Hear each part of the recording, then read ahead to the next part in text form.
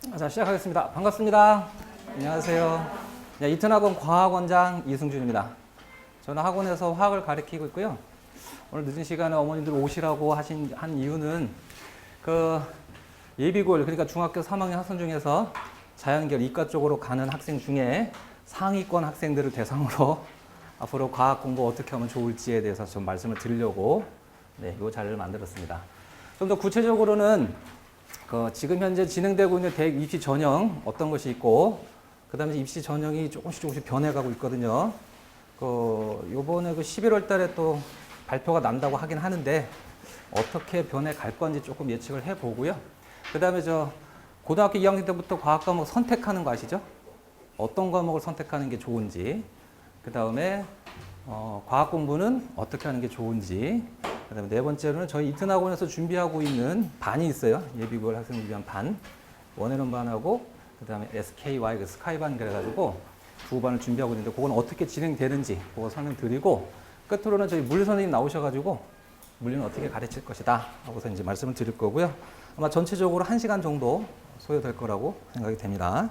일단은 첫 번째, 요즘에 이제 입시 전형 어떻게 되는지 좀 설명을 좀 드릴게요. 뭐 다 알고 계시겠지만 수시 전형과 정시 전형이 있죠. 네, 이 정시 전형부터 거꾸로 올라가면서 설명을 드리겠습니다. 정시 전형은 뭐가 중요한 전형이죠? 수능 위주의 전형이라고 그러죠. 수능 위주의 전형이니까 사실은 수능 말고도 다른 것도 들어가긴 하는 거죠. 뭐가 들어가는 거냐면 이제 학생부라고 하는 것, 내신 있죠? 속에 들어가긴 하는데, 어떤 학교 선생님 말씀에 의하면 눈곱만큼 들어간다고 하더라고요. 그러니까 수능이 거의 뭐 관건이다 이렇게 생각하면 되겠고, 지금 이제 서울대 같은 경우는 100% 수능으로만 정시에서 선발을 하고 있어요. 그러니까 수능으로만 뽑는 대학들이 좀 많이 있는데, 뭐 내신 들어간다 하더라도 크게 들어가는 건 아니고, 그래서 수능을 잘 봐야 되는데, 저 전형은 문제가 있죠. 복병이 있죠, 복병. 재수생하고 강남 아이들, 걔들을 물리쳐야 된다는 부담감이 있고요. 그 다음에 이제 수시전형으로 들어가서, 뭐 수시전형 요즘 하도 지금 논란의 대상이 되고 있는 학생부 종합전형, 학종전형, 이것만 있는 줄 아시는데 이거 말고도 여러 개가 있어요. 4가지가 있고요. 이거 말고 좀 특별전형 뭐 이런 것도 있는데 그건 뺐습니다. 저희하고는 크게 상관이 없을 것 같아갖고. 자, 일단 밑에서부터 올라갈게요. 특기자 전형이라는 게 있어요. 특기자 전형. 법무부 장관 딸의 전형이 이게 어학 특기자 전형이었다고 그러죠. 거기서 좀 문제가 됐었고, 옛날 전형이긴 했었는데, 자, 이 특기자 전형은 지금 문과 쪽에서는 어학 특기자 전형이 있고, 뭐 영어 특기자 전형 같은 거 있잖아요. 영어 잘하면 이제 뽑는 전형인 거죠. 그 다음에 뭐 예체능에서는 체육 특기자, 뭐 실기 특기자. 그 다음에 이제 우리의 관심사인 자연계열 쪽에서는 수학과학 특기자 전형이 있었어요. 한때는 이 특기자 전형이 굉장히 유행했었는데, 요즘 계속 이제 선발 비율이 줄어들어갖고 아예 선발 안 하는 대학도 있고. 자, 지금 현재 올해 고3까지는 이 특기자 전형으로 가장 많은 인원을 선발하는 대학이 연대하고 고대가 있었습니다. 한 200명 이상씩 뽑았어요. 자, 이때 그 시험은 어떻게 진행되냐면은 수학과학 특기자이기 때문에 수학과학에서 좀 자신의 특출남을 좀 보여줘야 되고, 그래서 그걸 갖다가 검증하기 위한 시험을 보는데, 심층 면접이라는 시험을 봐요. 교수님이 학생을 딱 앉혀놓고 한 3명에서 앉아갖고 막 물어봅니다. 이때 질문하는 게 어떤 질문이냐면은 수학이나 과학에 관한 질문이 나오는데, 고등학교 과정을 넘어가요.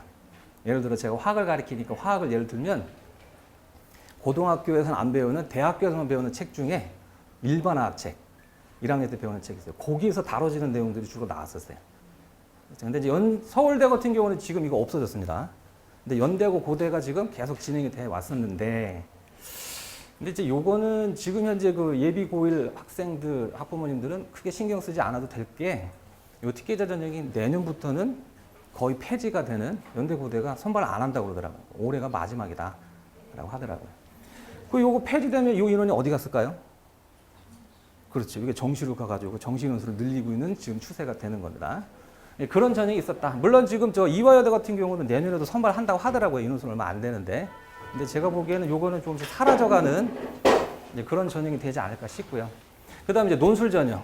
요거는 요즘에도 지금 굉장히 좀 유행하고 있는 것 중에 하나고, 물론 예전보다는 비율은 많이 줄긴 했었는데, 아직도 여기 지금 지원 경쟁률이 굉장히 높죠. 어떤 학교 뭐 100대 1 나오는 그런 전형이고요. 자, 논술 전형은 말 그대로 논술 시험을 봅니다. 그리고 최저 학력 기준이라는 게 있죠. 그러니까 이제 일종의 자격 기준에 해당하는 건데, 수능 최저 학력 기준, 수능이 뭐 어느 정도 이상의 등급이 나와야지만 합격을 시켜주겠다 하는 전형으로 상위권 대학으로 갈수록 최저학력 기준이 높죠. 밑으로 갈수록 낮고. 연대는 한때는 그 최저학력 기준이 연대 논술이 있었는데 서울대는 없어졌습니다. 서울대는 요거 두 개가 없고요. 요거 두 개만 있어요. 근데 이제 연대는 최저학력 기준 한때는 국영수가 그 합이 그 1등급, 1등급, 2등급, 2등급 이렇게 이 정도면 굉장한 등급이거든요. 6, 7 이렇게 나올 때가 있었고 물론 조금씩 완화됐다가 올해부터였죠. 연대가 그 최저학력 기준을 없애버렸죠. 그래서 연대급의 아이들이 막 대박으로 몰려가지고 경쟁률이 굉장히 높아질 거다 하고 지금 생각을 하고 있고요. 올해 이제 뚜껑을 열어봐야겠는데 자, 그런 논술 전형이 있었고 논술 시험을 보는 대학들은 이제 서울대는 안 보는데 논술 시험 보는 대학들은 어느 대학이든 수학은 다 봐요. 근데 이제 과학을 보는 데가 있고 안 보는 데가 있습니다. 자, 그런데 제가 화학이니까 화학적인 이제 예를 들면은 요즘에 논술 시험은 옛날과 다르게 시험 문제가 상당히 쉬워졌어요. 옛날에는 학교 선생님도 못 풀 정도로 굉장히 어렵게 낸다. 특히 고등학교 교과 과정 밖의 문제를 막 내가지고 문제가 돼갖고 요즘에 그렇게 못 내요. 그렇게 냈다가 제재를 당하거든요. 그러니까 교육부에서 제재를 가합니다. 그 학교에. 연대가 그렇게 제재를 많이 먹어먹거든요. 그러니까 지원금을 삭감한다거나 신입생 선발 인원수를 줄여버려요. 이제 그렇게 제재를 가기 때문에 요즘에는 어렵게 못 내고 시험 수준이 많이 떨어져가지고 화학 같은 경우는 수능 공부만 제대로만 해도 웬만큼 풀 수 있는 쉬운 수준으로 많이 내려갔어요. 수학도 마찬가지고. 꼭 그러면 누구나 다 합격하는 거 아니야 생각했지만 그게 문제입니다. 너무 쉬워서. 한 개를 틀렸다거나 뭐 실수했다거나 이게 끝장이에요. 또 요즘에는 그래서 뭐가 문제냐면은 논술 채점할 때 답을 다 맞았어도 가산점이 있습니다. 답안 작성이 얼마나 잘했느냐 못했느냐에 따라서 플러스 마이너스 2점 정도. 그러니까 10점짜리 문제인데 답안 작성을 잘했어. 그러면 10점이 아니라 12점을 줄 수도 있고 얘는 답안 작성이 조금 뭐해. 그럼 8점으로 깎아버릴 수도 있는 거죠. 그러니까 그런 데에서 이제 당락이 결정이 되는 되게 민감한 문제 당락이 결정돼. 그래서 조금 합격하기 좀 힘들다고 하죠. 하늘의 별 따기 전형이다 이렇게 얘기하기도 하고 왜 이렇게 경쟁률이 높아지냐면은 요즘에는 대부분의 학생들이 그 공부 조금 하는 학생들도 학생부 종합전형 학종 전형으로 일단 준비를 하다가 3학년 딱 갔더니 내신이 안 좋은 거예요. 그럼 그 다음으로 생각하는 전형이 뭐냐면 얘입니다. 그리고 대박으로 막 몰려버리는 거죠. 그죠? 그래서 좀 그 경쟁률이 되게 높고 그래서 조금 이제 힘든 그런 전형이긴 하고요. 근데 제가 보기에는 이 전형이 지금 현재 예비고일 학생들한테는 이 논술 전형으로 선발하는 비율이 굉장히 많이 줄어들 것 같아요. 그 이유는 조금 이따가 설명드릴 거고요. 그래서 앞으로 예비고일 학생들한테는 주된 전형이 수시에서는 이 두 개가 되지 않을까 라는 생각이 듭니다. 학생부 교과 전형이 있고 학생부 종합 전형인데 교과 전형은 어떻게 선발하는 거냐면 내신 100%예요. 거기에 최저학력 기준이 들어갑니다. 수능 최저학력 기준. 이 학생부 교과 전형의 수능 최저학력 기준이 상당히 높아요. 그래서 이게 최저학력 기준을 통과하느냐 못하느냐가 일단 우선 관건이에요. 자, 이때 학생부 교과 전형은 그럼 이제 내신만 가는 거예요. 그 보통 내신과 비교과, 그러니까 교과하고 비교과가 있잖아요. 학생부라고 하는 거 학교 생활 기록 보면 이제 교과, 비교과가 다 수록돼 있잖아요. 근데 그게 이제 비교과는 안 보고 내신만 보겠다는 거거든요. 그럼 내신이 얼마 정도 돼야지만 합격이 가능하냐? 뭐 여기 학생부 교과 전형으로 학생을 뽑는 대학이 서울대가 있어요. 직윤전이라는 게 있어요. 뭐 그 대학은 뭐 거의 전교 1, 2등 하는 애들 그 정도 학생들이면 그 정도면 이제 내신 등급이 뭐 1.1, 2, 3 뭐 이 정도 되는 애들이겠죠. 중앙대학교에 보면 에너지 시스템 공학부라는 게 있어요. 거기가 그 합격하면 4년 내내 장학금 한다고 하더라고요. 그리고 취업이 보장돼 있고 거기가 1.5 컷이 1.5였다 그래요. 근데 내신 평균 등급이 1.5면은요 보통 서울대, 연대, 고대를 가요. 그러니까 진짜 최상위권 학생들을 위한 전형이고 이거는 선발 비율이 그렇게 높지가 않아요. 얘는 학교도 많지도 않고 그렇게 많이 뽑지도 않습니다. 이거는. 그럼 이제 가장 많이 뽑는 전형이 학생부 종합 전형이고 뭐 많이들 아시겠지만 얘는 교과하고 비교과 두 개 다 중요하고요. 이게 처음에 시작할 때는요 이 종합 전형이 비교과가 중심이었었어요. 서강대 같은 경우는 교과에서 내신 점수가 1등급짜리하고 3.5등급짜리를 점수를 똑같게 만점 처리를 해줬대요. 그러니까 비교과 위주로 본 거죠. 그런데 뭐 요즘에도 문제지만 이 학생부 종합 전형이 깜깜이 전형이고 공정성의 문제가 자꾸 대두가 되면서 시비가 붙으니까 조금씩 수정을 다 하고 있죠. 그래서 교과를 자꾸 비교과를 축소하는 거예요. 그래서 예전에는 이 학생부 종합전형에서 비교과 내용을 갖다가 막 늘리려고 논문이라는 걸 썼어요. 그리고 그런 거를 만드는 걸 지도해주는 학원이 막 강남에도 있고 막 그랬었죠. 그래갖고 막 사교육이 조장된 어쨌든 막 음서전에 그런 게 나와가지고 그거 논문 아예 수록하지도 못하게 돼 있고. 그래서 평가 항목이 줄어들고 기재 사항이 자꾸 줄어들어갖고 요즘에는 비교과도 비교과지만 이제 교과가 좀 비중이 높아졌어요. 그렇죠? 자, 지금 이제 전형이고요. 자, 저 학생부 종합전형과 관련돼서는 조금 이따가 더 말씀드릴 얘기가 있어요. 자, 일단 이렇게만 하고, 자, 이때 요거 지금 현재 고3, 지금 이제 고3 학생들에 이제 대한 겁니다. 예비고는 아니고요. 자, 지금 서울 소재 11개 대학에서 정시, 그 다음에 수시는 요 네 가지가 어느 정도 비율로 선발하는지 그 비율을 적어본 거고, 지금 현재는 정시가 약 20%, 그 다음에 수시가 80%인 거죠. 수시 그 비율이 굉장히 높고, 그 중에서 합종이 55%. 교과는 아까도 얘기했지만 5%밖에 안 되고요. 특기자 전형은 이게 5%인데 내년에는 더 줄어들 거다. 거의 없을 거다는 거죠, 이게. 이게 또 문과 이거 다 합쳐갖고 얘기한 거거든요, 이게. 자연계 쪽에서는 이게 거의 없을 거다. 한다는 거고. 자, 요렇게 한다는 거고요. 자, 그런데 교육부에서 이제 그 학종의 이제 공정성 논란 때문에 정시 비율을 갖다가 계속 늘려라. 이게 정시 비율을 늘리라 그랬더니 반대하는 사람들도 있지요. 그 정시 비율이 높아지게 되면은 수능 과목 아니면 공부를 안 한다. 다 잔다. 저도 학교에서 학생들 얘기 들어보니까 그렇더라고요. 학원만 다닌다. 그래서 사교육이 커진다. 그래서 반대하는 분들도 계세요. 근데 이게 학종이 야, 그 말이 되는 그게 입시 제도냐. 그래갖고 정시가 확대된다니까 찬성하는 그런 사람들도 있고. 그죠? 자, 그래서 어쨌든 간에 교육부에서 갑자기 정시를 늘려라. 그래갖고 현재 고1, 2022학년도 현재 고1. 얘네들부터는 30%, 이게 지금 서울대를 기준으로 얘기를 드린 건데 서울대가 이렇게 가면 다른 대학은 거의 따라가요. 다른 대학도 거의 30% 수준까지 올라와 있어요. 그러니까 지금 현재 예비 고1 학생들은 적어도 정시 비율은 30%를 조금 넘어가는 수준으로 될 것이다. 한다는 거고요. 자, 아까도 말씀드렸지만 여기서 여기로 갈 때 정시 비율 늘었는데 이 비율은 자, 수시는 줄었죠. 어디에서 이 인원을 충원했다? 아까 말씀드렸던 것처럼 특기자에서 뽑아내고 또 어디서 뽑아냈을까요? 논술에서 뽑아냈습니다. 논술 비율이 줄었어요. 인원수가. 뭐 많이 줄지는 않았지만 줄 거고요. 그 다음에 얼마 전에 그 조국 법무장관 딸 때문에 대통령이 직접 얘기를 했죠. 문제점을 해결하라. 그래갖고 정시 비율을 또 더 확대하겠다. 40에서 50%까지 확대하겠다. 는 희망사항이고 아직 발표가 안 됐고요. 제가 보기에는 이게 될지 안 될지 미지수입니다. 발표를 봐야 알아요. 그렇죠? 그러니까 우리 지금 현재 예비고 학생들은 적어도 30% 정도는 뽑는데 이게 늘어날지 안 늘어날지 또 하나 늘어난다 하더라도 이게 몇 프로까지 늘어날지 정말 40%까지 갈지 뭐 35% 뭐 32% 이러고 말아버릴 수도 있어요. 심하게 50% 갈 수도 있고 그 비율이 어느 정도 될지 또 하나 이게 확대된 비율이 어느 시기부터 적용될지 이게 4년 예고제라는 거 들어보셨죠? 입시제도가 바뀌기 4년 전에 예고해야 되는데 우리 예비고 학생들이 대상이 안 돼요 지금. 근데 지금 갑작스럽게 이거를 바꾸는데 지금 현재 그 고2 아이들이 교과서가 바뀌었어요. 근데 보통 교과서가 바뀌면 입시 제도가 바뀌거든요. 근데 이 고2 아이들이 지금 약간 문제가 있지. 교과서는 바뀌었는데 입시 제도는 옛날 입시 제도. 그래서 실제로 새로운 입시 제도는 지금 이제 고1부터 시작인 거예요. 고1 아이들. 그래서 그 아이들부터 얘들을 하게 될 거다라고 저는 생각을 하고 있는데 그게 지금 기존에 해왔던 4년 예고제 이거하고 좀 안 맞아서 문제점이 있고요.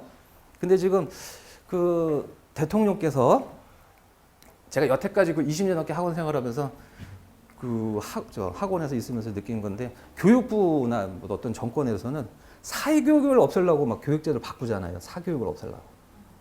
그래갖고 지금 학종이라는 게 들어온 거거든요.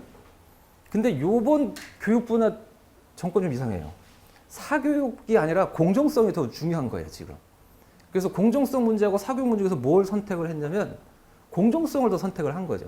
그러니까 학종의 공정성에 문제가 있으니까 정시를 확대하겠다. 정시 확대는 사교육이 커지는 건 확실한데 그거를 감수하고라도 얘를 공정성을 해결하겠다. 도덕성을 상당히 중요하게 여기는 것 같아요. 물론 이제 그 학종의 공정성 문제를 해결하는 방법으로 정시 비율 확대만 있는 건 아니에요. 조금 이따 말씀드리겠는데.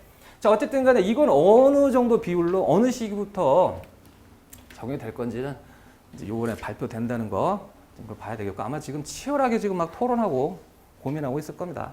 자, 그 다음에 제가 보기에는, 자, 이거는 저의 이제 개인적인 생각입니다. 수시 학종의 또 변화가, 아주 큰 질적인 변화가 일어날 것 같아요. 그러니까 이 학종이 양적인 변화와 질적인 변화, 양적인 변화는 비율의 변화. 그러니까 보통 그 정시 비율을 확대하면은 그 정시 인원 수를 어디서 충원해 와야 되는데, 학종 인원 수를 갖다 충원을 하면 학종 인원 수가 줄잖아요. 그럼 양쪽으로 줄어들 수 있는데, 정말 줄일 것인지는 좀 봐야 되겠지만, 사실은 이제 대학에서 그걸 원하지 않아요. 대학들은 학종으로 학생들을 선발하는 걸 좋아합니다. 왜냐면 이제 깜깜이 전형이라고 하기도 하는데, 저도 구체적으로 잘 모르겠지만 자신의 구미에 맞는 상위권 학생들을 선발하기 좋은 전형이라고 알고 있어요, 그게. 그래서 실제로 뽑아놨더니 애들이 정말 우수한 아이들인 거예요.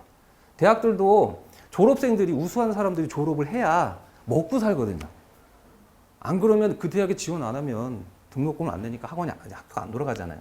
그래서 우수한 졸업생을 내려면 우수한 학생을 선발해야 되고, 그래서 목숨 걸고 지금 신입생을 뽑는 건데 학종이 좋더라는 거죠. 그리고 포기를 안 할 겁니다, 이게.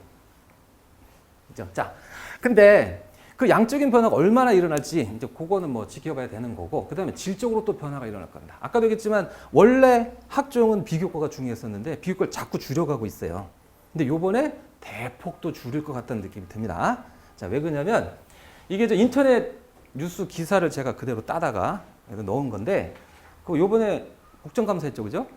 그때 그 교육위에서 국정감사 하는데 서울대 그 부총장님 나오셔가지고 말씀하셨던 내용이 기사로 떴더라고요. 그걸 그대로 발제를 한 건데, 자, 그때 어떤 의원이, 민주당 의원이 이렇게 질문했답니다. 대입 학생부에서 비교과 활동이, 자, 아까도 얘기했지만 학종은 교과고 비교과를 다 본다 그랬는데, 비교과 활동이 폐지되면 수능 유지의 정시를 확대하겠냐 하고 물었대요. 잠깐만요. 비교과 활동을 폐지시킨대요. 폐지. 교과하고 비교과 두 개를 보는데 비교과를 폐지? 자, 여기 나왔는데, 이제 비교과가 뭐냐면 보통 이제 자동공진이라고 그래갖고 자율활동, 동아리활동, 봉사활동, 진로활동 이런 게 있어요. 그러니까 학교에서 배우는 교과 내용 외의 활동이 있을 거예요. 그 활동을 보통 이제 중요하게 여겼고 그걸 비교과라고 하는데, 그걸 축소하거나 폐지하는 방안을 검토 중이랍니다, 지금. 그러니까 비교과가, 아까도 얘기했지만 그 논문이라고 하는 게 비교과 내용이거든요, 그게. 그게 자꾸 문제가 되니까, 거기서 공정수 시비가 붙으니까 이걸 확 그냥 없애버렸으면 좋겠다는 거죠. 그래서 폐지시키거나 축소시킬 거를 검토 중이랍니다. 있지만 아직 확정된 건 아니고 발표 나와야 하는데, 자, 그러면 만약에 폐지가 되면 저 서울대 부총장 물어봤더니, 그러면 학종을 줄이고 정시 선발표를 늘리겠냐? 그랬더니 이 양반이 노라고 그랬습니다. 아니, 안 그래도 된다. 그러면 대안이 있느냐고 물었겠죠. 학종의 공정성 시비 문제가 붙는데 대안이 있겠느냐? 그러면 정시 인원 늘리지 않고도 가능하겠느냐? 그 양반이 뭐라 그랬냐면, 혹시 비교과 활동을 폐지시킨다 하더라도 학종으로 아이들을 그대로 뽑아서 공정성을 확보할 수 있는 방법이 있다라는 식으로 얘기를 했어요. 뭐가 있냐면, 정시 비율을 늘리는 대신에 학종을 유지하면서, 이제 요 양반이 얘기하신 겁니다. 면접 등의 배점을 늘리는 방법. 면접이 뭐냐면, 그 학종을 볼 때 학생부를 이렇게 내놓잖아요. 그럼 이제 여기서 입학사정관들이 학생들 놓고 물어봐요. 그래서 거기 그 학생부에 들어있는 내용이 사실인지 확인을 합니다. 예를 들어서 복소, 너 어떤 책 읽었다? 그럼 그 책을 읽었는지 확인합니다. 이제 그 책을 읽었는데 뭐 소감이 어때? 뭐 거기서 어떤 내용이 나왔는데 그런 거 어떻게 된 거야? 뭐 이런 식으로. 그다음에 얘가 무슨 동아리 활동을 했는데 그 동아리 활동 내용이 뭐 주제가 뭐였고, 이제 동아리 활동 주제가 뭐 다양합니다. 예를 들어서 화학 동아리를 만들었다고 화학과 관련된 실험 내용을 했다거나 어디 뭐 방문했다거나, 이제 요번에 그 희경여고 거기가 이제 과중고인데, 그 과중반 아들 데리고 그 토요일 날 엊그저께였네요. 천문대에 가서 별 보고 왔다 그러더라고요. 과중고 애들만 데려갔다 그러더라고요. 이게 공정성 시비 중에 하나가 뭐냐면은, 요즘에 그 학종이 뭐가 문제냐면 상위권 아이들만 학교에서 챙겨줍니다. 그러니까 무슨 프로그램이든 상위권 학생 위주로 챙겨요. 그러니까 그 예를 들어서 희경유가 좀 대표적인 예인데, 좀 멀리 있긴 한데, 거기가 1년에 40시간의 비교과 시간이 있대요. 그걸 채워야 한답니다. 의무적으로. 과중고 애들은. 근데 그 비교과 프로그램을 학교에서 제시를 해줘요. 이번에 이거 간다. 이거 한다. 참여할 사람 참여해라. 뭐 시간 없어 안 되면 뭐 안 간다고 안 가는 애들도 있다고 그러더라고요. 참여해라. 그럼 참여하면 이제 그걸 가지고 학생부 이제 기록을 해주는 거죠. 자, 그런데 나머지 애들은 그런 게 있는지도 모른대요. 그리고 더 심각한 건 나머지 애들은 관심이 없어요. 그거에. 제가 물어봤거든요. 나는 뭐 그거 안 갈 거니까 신경 안 써요. 어차피 저는 뭐 저기 요즘 애들 같은 경우는 논술로 갈 거예요. 뭐 수능을 갈 거예요. 그래 버리더라고요. 그걸 아는 건지 어쩐지 모르겠죠. 실제로 학종으로 선발되는 아이들 보면은 그 경희대학교의 경우 그 합격 컷이 학종으로 2.5에서 3.5였어요. 2.5에서 3.5. 그러니까 이제 그 밑에 있는 애들은 이건 뭐 어차피 못할 거니까 이제 사실 이제 공개적으로 얘기되는 건 아닌데 선생님들도 그런 걸 아시는 거죠. 그래서 갈만한 애들만 챙기는 거죠. 이제 그런 이제 공정성의 문제도 있는데, 자 이때 그래서 학생부 이렇게 기록을 이제 확인을 하는데 그때 구체적으로 뭐를 볼 거냐면은 세부 능력 특기자 사항 주요 내용을 토대로 진행하겠다. 자 세부 내용 특기자 사항 요걸 세특 그럽니다. 이제 세특 줄여가지고 학생들이 요즘에 수업 시간에 선생님한테 질문을 선생님 저 세특 써야 되는데 뭐 주제 좀 알려주세요. 보통 이렇게 얘기를 해요. 이게 세부 능력 특기사항이 뭐냐면은 학생부에 들어가 있는 내용 중에는 내신 성적도 있지만 비교과 활동도 있지만 교과 활동이 있어요. 교과 활동. 자기가 배우는 교과 내용과 관련된 활동. 그러니까 수업 시간에 배우는 내용 말고 자기 스스로 교과 배운 내용과 관련된 다른 활동. 그러니까 선생님이 뭐 숙제를 내는 게 아니고 스스로 알아서 하는 활동. 예를 들면은 제가 이제 화학을 가르치니까 화학원에서 극성 무극성이라는 개념을 배워요. 근데 거기가 이제 이런 세특에 들어갈 만한 내용이 이제 굉장히 많은데 어머님들이 아실 만한 것으로 온실가스 있죠. 왜 온실기체가 온실 효과를 일으키느냐? 이거는 화학책에 없어요. 이거 보통 이제 전공자들 배우는 내용에만 있는 거거든요. 근데 왜 온실가스가 온실 효과를 일으키느냐 하는 거를 화학적인 관점으로, 물론 화학적인 내용만 들어가는 건 아니지만 화학적으로 극성무극성이라는 개념을 이용해서 설명할 수가 있어요. 그런 거를 자기가 궁금해서 찾아봤다. 뭐 인터넷에 찾아봤다는 등. 그래갖고 이걸 보고서를 만들어서 뭐 많지 않아. 한 페이지도 안 된다 그래요. 그걸 선생님한테 제출을 하면 선생님 잘했다 그러면 그거를 기록을 해준대요. 그럼 거기 기록 남지 않습니까? 그러면 이제 입학사정관이 너 정말 그거 했니? 확인하는 거죠. 했느냐고 물어봤으면 네, 이게 아니라 그거에 관한 내용을 물어볼 수도 있는 거죠. 공부했으면 알 거 아니에요. 그런 식으로 하면 비교과가 아니더라도 훌륭히 교과 활동만 갖고도 이 아이가 얼마나 학업에 충실했는지 학생부, 학종이라는 게 그렇거든요. 내신만 보는 게 아니고 전체를 다 보는 거예요. 그러니까 이 아이가 얼마나 고등학교 3년 동안 열심히 했는지, 성실하게 했는지, 또 우리 과를 오기 위해서 얼마나 준비를 많이 했는지 이런 걸 종합적으로 보는 거거든요. 그래서 얘가 우리 과에 들어올 만한 애구나 하고 선발해서 이제 뽑아가는 건데 이런 것만 해도 어느 정도 되겠다라는 거예요. 사실은 이미 서울대에서 이렇게 하고 있습니다. 서울대에서 일반 전형에서 이런 걸 보고 있어요. 근데 이제 그 자기 학교에서 하는 내용을 얘기를 한 거죠. 근데 방법이 있다는 걸 얘기를 한 거고 또 하나는 학종의 선발 기준과 절차를 객관적으로 제시할 수 있느냐 하고 물었대요. 깜깜이 전형으로 도대체 뭘 어떻게 선발할지 모르는데 객관성 있게 할 수 있겠느냐, 점수화할 수 있겠느냐. 그랬더니 이 양반이 뭐라 그랬냐면 할 수 있다고 얘기했대요. 어떻게? 2공기를 진학한 학생이 과학 심화과정. 자, 심화과정은 3학년 때 배우는 물리투, 화학투, 생물투, 지학투입니다. 심화과정을 들었는지 교과과정을 이해하고 있는지 면접을 통해서 점수할 수 있다. 자, 여기서 이게 지금 딱 서울대에서 하고 있는 겁니다. 면접을 통해서라는 건 앉혀놓고 학생부에 기록되는 거 너 무슨 책 읽었니? 거기 무슨 내용 있니? 너 이런 활동했니? 이것만 물어보는 게 아니라 물리투, 화학투, 생물투 하는 3학년 때 배우는 내용의 교과 지식을 물어보고 있어요. 지금 현재 서울대에서. 서울대 가려면 그걸 준비하고 가거든요. 근데 서울대뿐만 아니라 포항공대 카이스트에서 학생들 선발할 때 그렇게 하고 있어요. 특히 자기가 고등학교 3학년 때 자, 이 친구가 지금 뭐 서울대 농생명공학부라는 데가 있어요. 농업생명과 그 과가 있는데 거기는 화학하고 생물이 중요한 건데 얘가 고등학교 3학년 때 화학을 안 했다. 그래도 물어봐요, 그냥. 그래서 저는 화학을 안 했습니다. 그러면 너 뭐냐? 우리 과 오려고 하는데 왜 준비도 안 하고 왔냐? 그럼 그런 거 탈락이겠죠. 그래서 안 했다가 나중에 원서 썼는데 이런 거 본대 그렇고 뒤늦게 와서 공부하고 가는 친구들도 있어요. 포항공대 카스도 그런데 이미 지금 그렇게 하고 있는데 그런 식으로 하면 객관적인 수치를 제시할 수 있다. 제가 보기에는 수시학종의 공정성 문제가 해결될 수 있는 하나의 돌파구를 지금 마련한 거 아니겠는가? 그래서 변화가 또 일어날 것 같아요. 비교과를 확 줄여버리고도 학종을 갖다가 유지시킬 수 있는 방법이 있을 거다라는 거고요. 자, 그러면 이게 되는지 안 되는지 모르겠지만 만약에 그렇게 된다면 그럼 앞으로 뭐가 중요하냐? 뭐가 중요하겠습니까? 교과 내용이 중요한 겁니다. 그럼. 이제 비교과를 빡 없애버리면 교과 내용 내신이 자꾸 중요할 수밖에 없고 아까도 말씀드렸지만 학종은 계속 손질을 받아왔어요.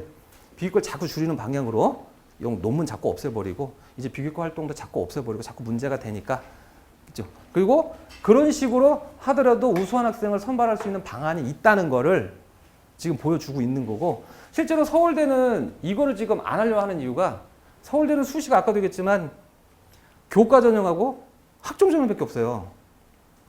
그런데 서울대가 지금 20% 정도만 정시에서 뽑는데 그럼 학종으로 뽑는 전형이 70%가 넘어가거든요. 그러면 정시를 늘려고 그러면 학종을 줄여야 되잖아요. 당연히 싫어하겠죠. 근데 다른 대학은 어떨까요? 다른 대학은 이거 비율 맞추는 게 뭐 사실 어려울 것 같지는 않고요. 왜? 요거 줄여다가 이걸로 보내면 되거든요. 서울대가 유독 반대하긴 하는 건데 실제로 아까도 말씀드렸지만 교육부에서 해놓고 권고를 한 다음에 항상 대학의 액션이 중요한데 안 따르면 제재를 가합니다. 그러면 이제 따라가거든요. 그러면 이게 이렇게 가버리면 어느 정도 나올 수도 있지 않을까? 그래서 제가 보기에는 교육부에서 계속 이렇게 밀어붙이고 있기 때문에 아마 정시는 선발 비율이 늘어날 거예요. 어느 정도 될지는 모를 게고 그 다음에 학종은 비교과가 또 막 줄어드는. 그래서 앞으로 입시 전형을 이제 본다면 지금 현재 중학교 3학년 학생들이 고등학교 올라가서 본다면 뭐가 중요하게 되냐면 비교과가 완전히 이제 사라지지 않는 이상은 그걸 다 무시할 수는 없습니다. 근데 이제 중요한 거는 내신하고 수능이 중요하다. 실제로 상위권 학생들 같은 경우는요, 비교과를 챙길 시간이 없어요. 공부하느냐고. 그래서 서울대 같은 경우도 거기를 그렇게 심하게는 보지는 않습니다. 근데 조금 이제 아래쪽 대학 같은 경우는 이제 그런 걸 좀 많이 봤던 거고요. 자, 그래서 입시 제도에 관한 얘기는 그렇게 말씀드리고, 이제 두 번째는 이제 앞으로 2학년 때부터 과학 과목을 선택을 하는데 어떤 과목을 어떻게 선택하는 게 좋겠는가에 관한 걸 간단히 좀 설명드릴게요. 고등학교 1학년 때 과학 과목은 통합과학이라 그래서 문과, 이과 구별 없이 필수적으로 다 배워요. 다른 선택 과목이 없습니다. 물론 통합 사회도 있죠. 이과 학생들도 배웁니다. 그런데 이제 고2 올라가면 이제 이과 학생들은 요 중에서 물리원, 화학원, 생물원, 지역원 중에서 선택을 하게 돼 있어요. 이 근처에 과중고라 그래갖고 대진고, 용화요고, 저 멀리 아까 얘기했던 휘경요고, 거기가 과중고인데 과중고의 과중반 학생들은 과중고에도 과중반이 아닌 일반반이 있어요. 과중고의 과중반 학생은 요거 다 배워요. 선택의 여지가 없어요. 다 배워요. 4과목을. 그런데 보통 일반고 같은 경우는 올해 보니까 대부분 2과목 내지는 3과목을 선택을 하더라고요. 2과목 선택하고 그 다음에 사회과목 1과목을 선택을 해야 한다고 하더라고요. 그래서 그렇게 선택을 하더라고요. 그 다음에 3학년 때 가면은 자 과중고 과중반 아이들은 이거 다 배워요. 아 이거 3학년 때 이거 되게 부담입니다 사실은. 그래서 후회하는 아이들이 되게 많습니다. 좋은 대학 갈 것 같아서 왔는데 너무 힘들더라 이거. 이따 말씀드리겠지만 굉장히 어렵거든요. 이게 1과목 2과목 하는 것도 힘든데 4과목을 다 한다. 그래서 과중고 과중반 학생들도 많은 학생들이 포기합니다. 수업도 안 듣고 내신 버려요 그냥. 걔네들은 이거 말고 고급 과학이 또 있습니다. 고급 물리, 고급 화학. 이거는 대학에서 배우는 내용을 발췌한 책인데 그것도 배운대요. 물론 학교에서 편법으로 운영을 합니다. 그냥 시간만 개설해 놓고 그 시간에 수능 공부하라고 시키든가 그렇게 하긴 해요. 그런데 굉장히 많아요. 근데 지금 보니까 올해 지금 고2 아들이 고3이 되면서 선택하는 거 보니까 대부분 2개 또는 1개. 1개도 허락을 하더라고요. 그리고 사탐 과목 중에서 뭐 생화과 윤리. 그러니까 이게 2과목이 어려우니까 요즘에 저한테 학생들이 많이 질문합니다. 선생님 저 이거 하려는데 뭐 해야 되나요? 기준은 제가 이따 말씀드리겠는데 이렇게 해라 그럼 그럼 저는 이거 하면 되는데 굳이 두 과목 해도 해야 되는 거예요? 전공과 관련 없으면 굳이 두 개 할 필요 없다. 그러면 좀 수월한 거 해도 되겠군요. 그럼 수월한 과목이 있습니다. 사탐 과목 중에 또 있고 뭐 여행지가 있대요. 그거 아주 인기입니다. 대폭발이에요 그거. 뭐 생활과 윤리 뭐 이런 거 선택한다고 하더라고요. 부담 없는 거. 근데 저는 그걸 추천합니다. 수능도 준비해야 되고 할 거 되게 많은데 이런 데다가 집중을 한다? 사실은 부담되죠 아이들이. 이게 굉장히 어려운 과목이라서 내신 준비할 때도 엄청 시간 많이 걸리거든요. 그래서 부담을 좀 덜 수 있는 과목으로 하라고 하는데 우리 상위권 학생들은 다릅니다. 자, 그러면 수능 선택 과목은 어떻게 하느냐? 일단은 현재 고2까지는 지난번 교육 제도를 따라가기 때문에 과학 과목 8과목, 물화생지 1, 2, 8과목 중에서 2개를 선택하게 돼 있는데 현재 고1부터 새로운 입시 제도죠. 이 아이들은 계열 구분 없이 택두기가 무슨 얘기냐면 사탐은 9과목이 있대요. 그 다음에 과탐 8과목, 여기 17개 중에서 2개를 선택할 수 있대요. 그러니까 사탐이 선택이 가능하다는 거예요. 자연계열 아이들이. 그런데 그렇게 했는데 이게 또 항상 대학의 액션이 중요합니다. 주요 대학에서 현재 고1 학생들 대상으로 우리 학교 들어오려면 탐구 과목 중에 이런 과목을 해야 돼 하고서 지정을 했어요. 서울대, 연대, 고대 제가 좀 쭉 적어놨는데 이 학교에서 발표를 했습니다. 얘네들은 과탐만 2개를 해라. 사탐하지 말고. 이건 뭐 기존 제도하고 똑같은 거죠. 그래서 이과생들은 수능 선택할 때 그냥 과탐 2개 선택한다 하고 생각하면 되겠고요. 또 하나 서울대는 지금도 그런데 투 한 과목을 무조건 시험을 봐야 됩니다. 2과목 봐도 되는데 한 과목 이상을 꼭 봐야 돼요. 투 한 과목을. 서울대 관련된 친구들은 그래서 투를 고민해야 돼요. 이따가 제가 SKY 그 스카이반 얘기할 때 그래서 그 반은 요거를 준비하는 프로그램을 넣었어요. 얘네들은 이제 투를 준비해야 되기 때문에 투는 굉장히 어렵습니다. 심화 과목이라 그러는 거예요. 심화 과목. 그래서 3학년 때 학생들의 그 인지 능력 IQ가 계속 커지는데 고3 때 가장 머리가 좋거든요. 그때 배우는 거예요, 이게. 근데 투를 꼭 하나 돼 있다 하는 거. 기존하고 별로 달라진 건 없어요, 수능 과목은. 자, 그 다음에 요게 올해 고1부터입니다. 새로운 입시제도 올해 고1부터 정시입니다. 수시 아니고 정시에서 이게 없었어요, 기존에는. 정시에서 서울대가 정시 가산점 제도를 만들었대요. 가산점 제도가 뭐냐면은 과학에서요. 자, 일반 선택은 아까 얘기했던 과학 원과목입니다. 물화생지원. 그거 2개 선택하고 진로 선택은 아까 물투, 화투, 생투, 지투하는 2과목입니다. 요거 2과목을 선택해서 공부를 하면 내신 성적과 상관없이 공부했다는 게 학생부에 나와 있으면 가산점 1점을 주겠대요. 그런데 그거 말고 원과목에서 3개를 선택하고 진로 선택 과목 2과목에서 하나를 선택하거나 원과목에서 2개 선택하고 진로 선택 과목에서 3개를 선택하거나 이러면 가산점을 2점을 주겠다고 했어요. 이건 기존에 없던 겁니다. 왜 그랬을까요? 왜냐하면 선택으로 가다 보니까 얘네는 필수였거든요. 그리고 나는 수능 과목만 할 거야. 그럼 2과목만 할 수가 있죠. 그럼 교실이 또 망가지겠죠. 그래서 그런 걸 막으려고 공격을 살리려고 이런 걸 만들어 놓은 것 같아요. 그래서 어느 정도 이상은 들어라. 물론 서울대 가는 아이들이 뭐 2과목만 하는 건 아닌데 그래서 이렇게 정해놨다는 겁니다. 그래서 서울대 가는 친구들은 제 생각에 대부분은 다 만족할 거고요. 서울대 가는 친구들은 그래서 선택할 때 이것까지 고려해서 선택을 할 겁니다. 당연히 가산점 1점보다 2점이 낫겠죠. 특히 서울대 가는 친구들이 이게 되게 크죠. 2점이면. 그래서 그렇게 선택을 할 거고요. 저희가 앞으로 수업하면서 서울대 가는 친구들은 이렇게 유도를 할 겁니다. 몰라서 못하는 거지 알면 이제 당연히 하겠죠. 그렇죠? 그렇게 진행할 거고요. 자, 그 다음에 그럼 이제 과학 과목은 어떻게 선택할 거냐? 자, 내신에서는요. 아까도 말씀드렸지만 학종 지원 관련 과목. 자, 학종에서 그 선발하는 기준 중에 전공 적합성이라는 게 있어요. 이 아이가 우리 과에 들어와서 공부를 잘 하겠니? 를 평가하는 항목이 있습니다. 능력이 되는 애를 뽑겠다는 거죠. 우리 과에 들어와서. 그거 말고 뭐 학업 역량 평가. 얘가 능력이 있는 애인가? 그건 보통 전과목 내신 보면 전과목 내신. 그리고 우리 과에 지원하는 그 지원 과목과 관련된 과목. 예를 들어 뭐 전기, 전자, 컴퓨터 갖다 놓은 물리 과목. 그건 내신을 좀 특별히 더 본다는 거고. 그 다음에 뭐 인성도 보고, 그 다음에 발전 가능성도 보고. 애매하죠, 이게.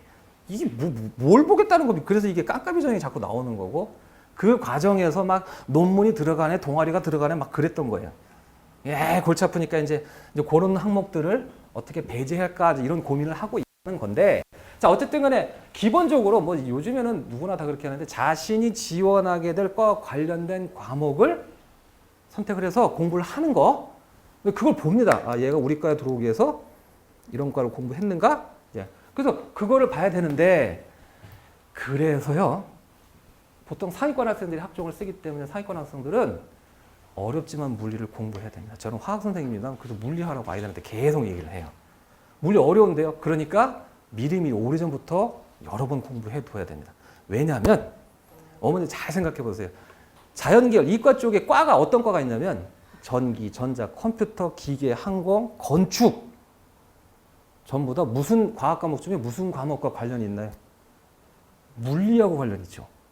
그 밖에 화공, 화생공, 생화학, 생명공학 이런 건 화학과 생물과 관련이 있죠.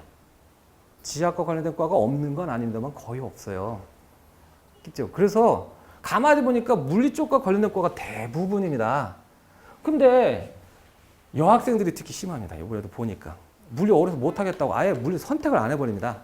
화학생물 위주로 해버리는데 그 아이가 나중에 학종으로 가려고 하는데 전기, 전자, 컴퓨터 이쪽으로 가면 조금 문제 생기잖아요. 투 과목을 선택할 때 원 과목에서 물리원을 선택 안 하면 투 과목을 물리 쪽 선택 못 합니다. 그러면 물리 원투를 안 하고 물리 쪽 관련돼서 딱 가면 너 뭐냐 그럴 거 아니에요. 거기 자기소개서에다가 나는 이과를 오기 위해서 이렇게 준비를 했고요. 막 이렇게 했는데 정작 거기에는 물리가 없어? 이게 뭐야? 그 말이 안 되잖아요. 그죠? 근데 그런 게 공부해봤는데 너무 못하겠어요. 그럼 어쩔 수 없는 거고요. 여학생들이 심하고 그럼 이제 여학생들이 이걸 포기하고 화학과 생물 쪽과 관련된 과 화생공, 생명과학 박 터집니다. 거기. 제가 볼 때 경쟁률 굉장히 높을 것 같아요. 그래서 여학생들 안 하는데 남학생들은 그냥 울며 겨자 먹기로 그냥 어거지로 막 해 가는데 그래서 제가 보기에는 원 과목은 요거 세 개가 무난합니다. 그럼 이제 물리를 하는 것이 가능성을 넓히는 데 좋은데 물리는 그래서 오래전부터 미리미리 하는 게 좋겠고 여태까지 한 번도 안 했다면 지금부터 하면 됩니다. 앞으로 3년 동안 하면 돼요.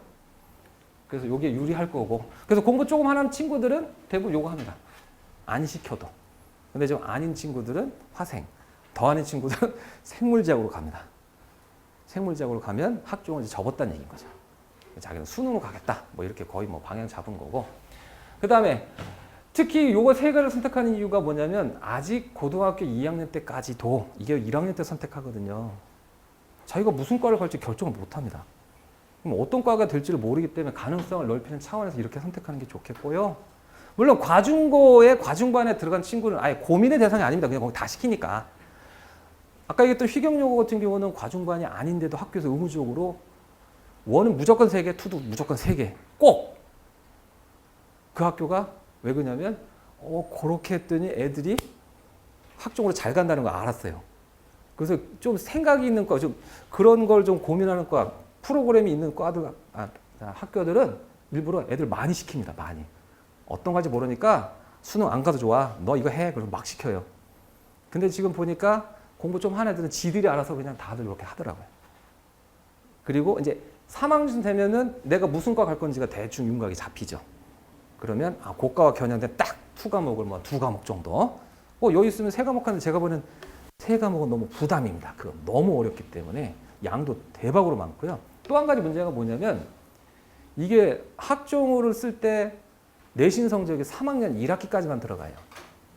그러면 대부분의 고등학교에서 2과목을 3학년 1학기 때까지 끝내버린다. 1년 코스를. 중간고사 범위가 책 반 권이에요. 그게 애들이 나가 떨어지는 거죠. 이게 쉬워야 또 하지. 어마어마하게 어려운데 그거를 뭐 3과목을 하고 있대.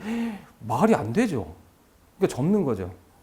그래서 2과목 정도, 자기 지원과 관련된 2과목 정도 딱 하는 게 좋을 것 같고, 근데 과와 관련된 거고요. 수능은 뭘 선택하면 좋으냐? 이 어머님들도 학생도 많이 물어보는데, 수능은요, 물리 어려우니까 수능 보면 안 되는 거 아닙니까? 생물지역 쉬우니까 이거 봐야 되나요? 아예 상관없습니다. 과목에 유불리가 없어요. 뭔 소리냐면 실제로 물리는 점수가 낮게 나오겠죠. 생물지역은 높게 나올 거 아니에요. 근데 이거를 점수를 환산합니다. 표준 점수라는 걸로 환산을 해요. 그래서 이게 물리가 점수가 낮다고 하더라도 점수가 빡 떨어지는 게 아니에요. 생물지역의 점수가 높게 나왔다고 좋게 나오는 게 아니에요.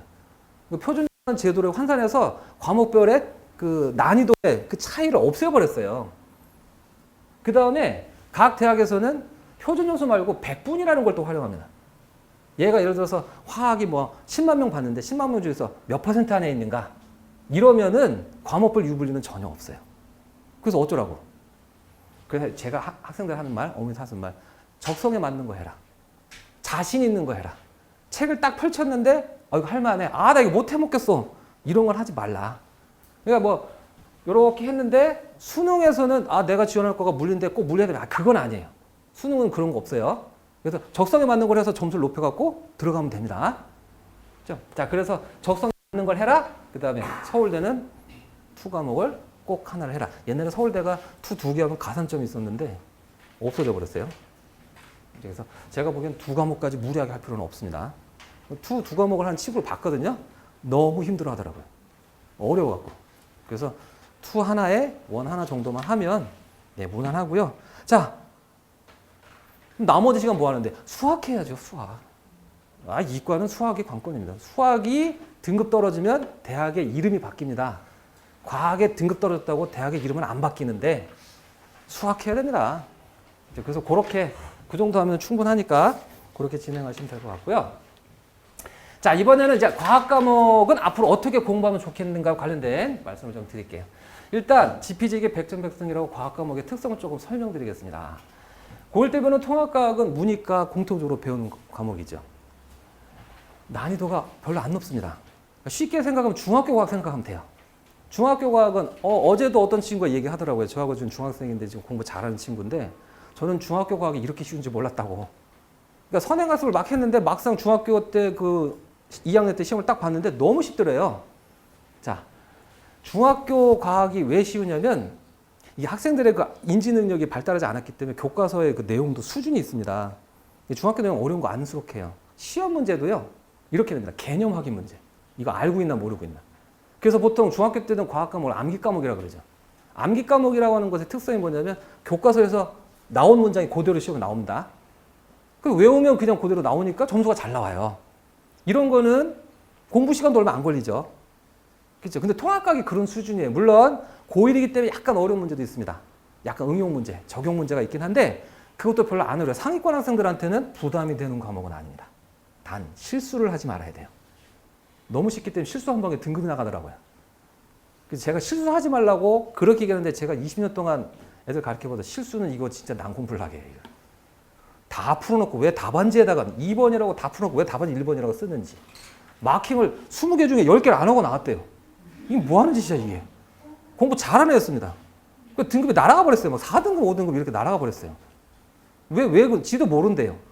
제가 고민을 되게 많이 했는데 실수하는 이유 중에 하나가 집중력이 떨어져서 그거고 잠을 안 자서거든요. 근데 보통 잠을 못 자요. 왜냐면 과학 시험 볼 때 수학이나 영어 같이 봐요. 수학 때문에 반세 버리는 거죠. 그러니까 수학은 집중하고 하는데 과학 볼 때는 이제 약간 긴장이 풀리니까 이제 막 실수하는 거죠. 실수만 안 하면 됩니다. 얘는. 게다가 이게 상대평가로 등급제인데 인원수가 많으니까 1등급이 4%인가 아시죠?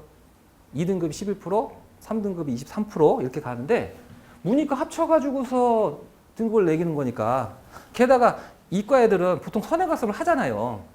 잘할 수밖에 없죠. 그래서 1등급 맞는 건 그렇게 어렵진 않습니다. 실수만 안 하면.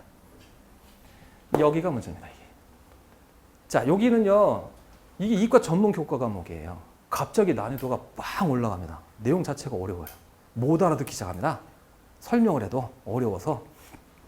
그 다음에 이때부터는 이제 머리도 IQ도 높아졌기 때문에 시험 문제가 어렵습니다. 이게 내용이 어려워서 당연히 어려운데 문제를 어렵게 됩니다. 이제. 즉 개념 확인 문제, 뭐 외웠다고 풀 수 있는 문제 그런 거 내는 학교는 없어요. 그렇게 되면 문제가 있습니다. 이번에 대진고에서 화학시험을 봤는데 1학기 중간고사 때 100점짜리가 25명이 나왔어요. 선생님이 요번에 이게 교과서, 이게 바뀐 교과서 처음이거든요. 감을 못 잡고 계신 거예요. 제가 그럴 줄 알았어요. 그런 실수하는 선생님이 계실 거다. 난이도를 못 할 거다. 아니도 25명이 나와가지고 교감선생님한테 불려갔대요. 혼나왔답니다. 1등급이 없어졌어요. 중간고사 때. 왜냐면 1등급이 4%인데 그 학교 그때 1등급이 7명인가 밖에 안 됐는데 1등급을 다 줄 수가 없지 않습니까? 그럼 1등급을 없앱니다. 그럼 2등급부터 시작을 해요. 하나 틀리면 3등급, 두 개 틀리면 4등급. 이게 뭐야? 그래갖고 그 다음에 이제 시험 문제 어렵게 낸다고 막 난리가 났었어요. 그래서 막 그랬던 적이 있었습니다. 그렇죠? 그래서 이거 쉽게도 못 냅니다. 또 게다가 이게 수능 과목이라서 수능 기출 문제가 어마어마합니다. 선생님들이 등급을 나누려고 1, 2등급을 나누려고 요걸 끌어다가 냅니다. 아, 이거 장난 아니에요. 문제 되게 어렵습니다. 그래서 학생들이 여기 가서 아, 이제 본 문제, 와, 과학이 이렇게 어려운 과목이구나 하고서 보고요. 또 한 가지, 등급 따기가 어렵습니다. 왜? 문이과 합쳤다가 여기서 이과, 문과 나뉘죠. 인원수가 반으로 떨어집니다. 그런데 예전에는 이과생들은 뭐라든지 다 배웠었는데 아, 요즘에는 선택을 또 해야 돼요. 물리 같은 경우는 그래서 인원수가 빡 떨어집니다. 등급 따기가 진짜 힘들죠. 화학은 그나마 좀 많아요. 생물도 많은데 그래서 인원수가 더 떨어지니까 등급 따기가 되게 힘들어졌어요. 그래서 전쟁입니다. 요즘에 전쟁이라고 표현하고 있어요. 고2 때는 그래서 굉장히 살벌합니다. 아이들이. 상당히 여유 있는데 이때부터 전쟁이에요.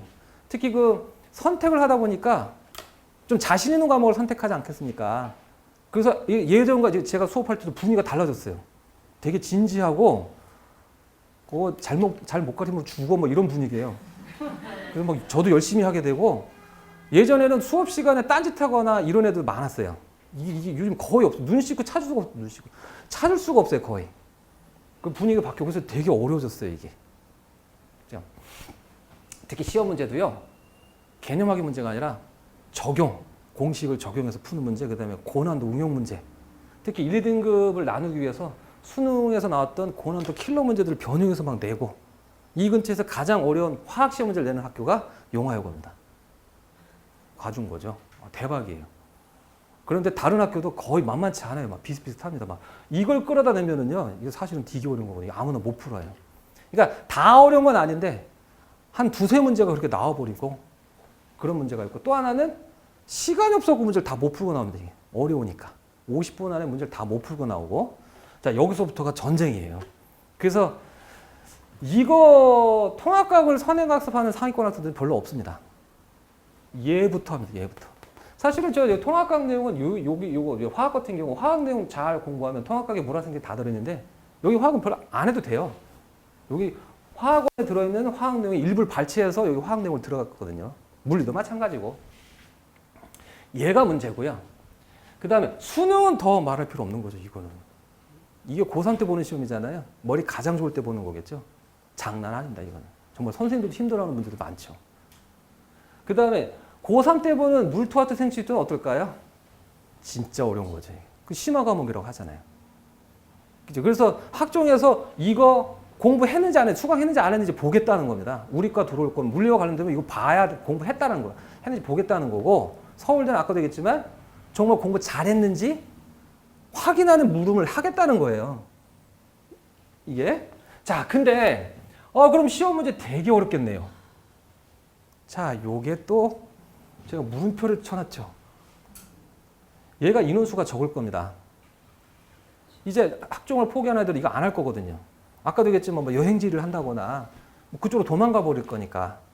그럼 인원수도 적으니까 야 이거 내신 따기 더 힘들지 않겠느냐 뭐 생각했는데 올해 9월부터 절대평가로 간답니다. 이게. 상대평가는 몇 퍼센트 이내 몇 등 이렇게 가는데 절대평가 몇 점 이상은 무조건 A. 이렇게. 자, 이것이 분수령이 될 것 같아요. 왜? 절대평가로 내게 되면 어렵게 낼 이유가 없습니다. 이게 등급제로 가면 등급을 나눠야 되기 때문에 어려운 문제가 있는 거거든요. 쉬운 문제부터 어려운 문제가 있는 건데 그럴 필요가 없죠. 이게 한때 문제가 있었었죠. 이게 지금 등급제가 들어왔던 이유가 이게 폐단이 있었기 때문이죠.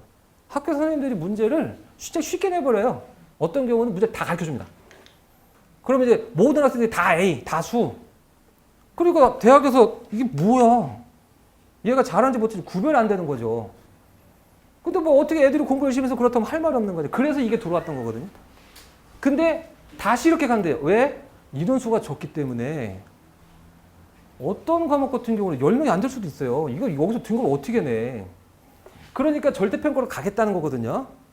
그런 대학에서 어떻게 하겠느냐 또 액션 중요한 거. 그래서 제가 보기에 아까 말씀드렸지만 이거 제대로 공부했는지 확인하는 시험을 볼 거다라는 거예요. 면접 시험을. 그래서 대충 하면 안 되겠죠. 근데 제가 보기에는 이제 물음표를 쳐놨는데 물론 이거 뚜껑 열어봐야 알겠지만 여러분들 저 지금 학생은 아니고 지금 고1 이제 고1 된 학생들 같은 경우 이제 봐야 알겠지만 시험 문제 쉽게 낼 것 같아요. 그래서 난이도는 떨어질 것 같고요. 내신 난이도면 내신 난이도 어렵게 될 필요가 없기 때문에 떨어지지 않겠는가 예상해 보고요. 자, 과목들은 그런 특성이 있고 그러면 이제 어떻게 공부하겠느냐 이제 이렇게 말씀드리겠습니다. 그래서 시기별로 고1 때 좀 학습 부담이 적은 고1 때 원과목 조금 최상위권 학생들은 2과목까지 선행을 같이 해주는 게 좋아요. 원과목은 부담이 없으니까. 그렇죠? 고2 때 들어가면요. 이제 전쟁 시작입니다. 제가 내신 대비할 때 중간고사 끝나고 기말고사까지 약 2달의 시간이 있는데 끝나자마자 바로 내신 대비 시작이에요. 그래도 다 못합니다. 자, 왜 그런지는 조금 이따 설명드릴게요. 왜 그걸 못하느냐, 왜 그럴 수밖에 없어요. 특히 상위권 학생들도 그렇게 해도 군소리 안 합니다. 따라와요. 그럴 수밖에 없거든요, 진짜. 등급 따기 살벌하니까. 자, 이때 이게 원과목이 수능 과목이기 때문에 수능 대비 학습을 같이 할 겁니다. 이게 무슨 얘기냐면 아까 말씀드렸지만 1등급, 2등급 나누기 위해서 수능에서 나왔던 문제를 변형해서 내신다. 그래서 어차피 수능 문제를 풀어봐야 되거든요.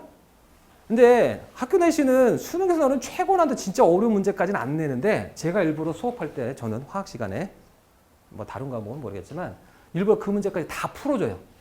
그리고 일단 한번 맛을 봐라. 한번 공부를 해라. 이해를 해라. 특히 여름방학 같은 경우는 화학이 4단원에 보면은 화학원에 3대 킬러 중에 2개가 있거든요. 4단원. 이 기말고사 범위인데 여름방학 때 일부러 그걸 수업해요. 여름방학 내내. 그것만. 학생들이 되게 좋아합니다. 그거를 풀 수 있을 때 수능에서 1등급 나올 수 있는 거고 그걸 풀 수 있을 때 기말고사에서 1등급 나올 수 있는 거거든요. 그렇죠? 그런 식으로 수능 대비 수업을 같이 진행합니다. 고3 때 가면 당연히 수능 대비 수업 해야 되겠죠. 자, 이렇게 되면요. 3년 동안 수능 과목을 공부하는 거예요. 3년 동안. 아까도 얘기했지만 수능은 비율이 늘어날 겁니다. 근데 수능의 복병은 재수생이죠. 똑같은 거 2번 하는 애. 강남 아이들. 네, 왜 잘하는지는 아시죠? 네. 그 아이들하고 붙으려면, 이것도 모자라죠. 저희 학원에서 이따가 말씀드릴 그 프로그램은 이렇게 준비가 되어 있어요. 일단은 수능 과목은 3년을 준비시키겠다는 거고, 이미 중학교 때 과학 원과목, 물리원, 화학원은 이미 공부를 한 친구들이 있을 거예요. 물론 안 한 친구도 있겠지만. 제가 보니까요, 공부할 때 나도 고등학교 올라가서 진짜 잘해요. 성적이 좋게 나와요. 그럴 수밖에 없어요. 그 과학적으로 자연스러운 법칙입니다, 그거는. 그래서 안 했다고 한다면 고1 때부터라도 겨울방학 때부터도 시작하는 게 맞고요. 한 학생은 거기서 안심하지 말고 계속 반복해야 됩니다. 그래서 수능을 완성을 하고요. 고3 때는 1, 2학기가 갈리는데 아까도 말씀드렸지만 과학 2 과목은 1학기까지만 해요. 2학기 때는 안 해요. 내신 점수가 1학기까지만 하는 데니까. 일부 학교에서는 2학기 때까지 과학 2를 배우는 학교도 있는데 2학기 때는 선생님도 진도 안 나가십니다. 자습하라 그래요. 수능 해야 되는 거니까. 그리고 시험은 뭐 그냥 다 배웠던 데서 그냥 대충 내버리고 그래 버리거든요. 그래서 1학기 때까지는 내신 대비에 집중하는데 수능 대비는 손 떼면 안 되겠죠. 이게 제가 비유하는 게 자전거 운전하기 하고 자동차 운전하기로 비유하는데 자전거는 금방 배우잖아요. 그리고 오랫동안 안 타도 다시 탈 수 있잖아요. 근데 자동차는 배울 때 오래 걸리죠. 그런데 연습을 오래 해야 탈 수 있는 거고 또 하나 오랫동안 안 타면 나중에 다시 못 하잖아요. 수능 문제가 그렇습니다.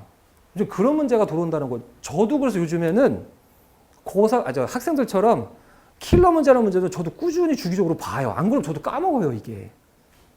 그래서 손을 놓으면 안 되는 거고 계속 하는데 물론 여기가 좀 집중을 해야겠죠. 요거는 학원 다니면서 학원에 수업하는 정도로 하고 이제 1학기 끝나면 2학기 때 이제 수능 대비 집중을 하면 되는 거고요. 이런 식으로 진행하면 되겠고 그 다음에 구체적으로 과학 학습은 이제 어떻게 하는 거냐 하는 거를 좀 설명드릴게요. 제가 상위권 학생들을 봐도 공부들 열심히 합니다. 참 열심히 해요. 막 2시, 3시까지, 요즘 애들 2시, 3시까지 다들 아니 2시, 3시에도 안 잔다고 그러더라고요. 근데 어떤 애한테 물어봤더니 너 몇 시에 2시요? 3시요? 그래. 그래. 다 물어봤는데 2시, 3시예요. 그랬더니 어떤 친구가 그거 핸드폰 때문에 그래요. 그러더라고요. 근데 요즘 애들이 저는 옛날에 학교 다닐 때 2시, 3시 그러면 이거는 뭐 전교권 아이들만 그랬는데 요즘은 그렇더라고요.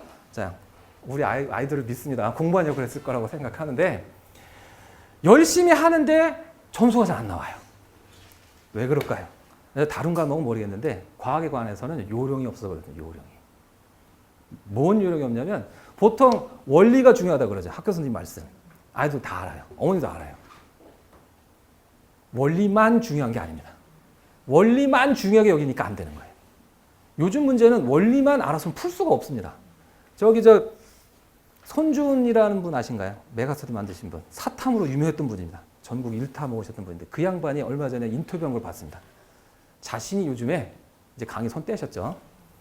사탐 문제를 풀어보면 20문제입니다. 30분에 풀어야 되는데 30분에 17개밖에 못 풀겠더라. 뭔 말이야? 이렇게 어렵다는 겁니다. 이게. 굉장히 어려운 거거든요. 그러면 그 양반이 원리를 몰라서 못 푸나요? 그거 아십니까? 국제 수학 올림피아드 나갔던 친구가 수능에서 만점 못 받는데요. 수능 수학에서 내신에서도 이건 또 웬일입니까? 못하는 게 아닌데 원리를 몰라서 못 푸는 게 아니거든요. 이게 이렇습니다. 이게 수능하고 내신 문제를 풀기 위한 공부법이 따로 있어요. 제 생각에는 아마 대학을 졸업할 때쯤에서 보통 고시를 본다고 한다면 그 고시를 공부하는 방법이 따로 있을 겁니다. 왜 그런 게 있을 거냐면 그 문제 스타일이 있어요. 그 문제 스타일을 먼저 파악을 하고 그에 맞는 공부를 해야 되거든요. 아까도 말씀드렸지만 통합과학은 문제되지 않습니다. 상위권 학생들 통합과학은 너무 여유 있는 과목이고 제가 그걸 말씀드리는 게 아니고 원과목부터 말씀드리는 거예요. 원과목, 투과목인데 수능도 마찬가지고 개념 적용 문제, 활용 문제, 개념 확인 문제는 없어요. 응용 문제가 나온다는 건데 제가 처음 학원 나와서 이 문제를 푸는데 솔직한 말로 못 풀겠습니다. 이거를. 저 학교 다니면서 화학 배울 때 이런 문제 이렇게 푸는데 배운 적이 없어요.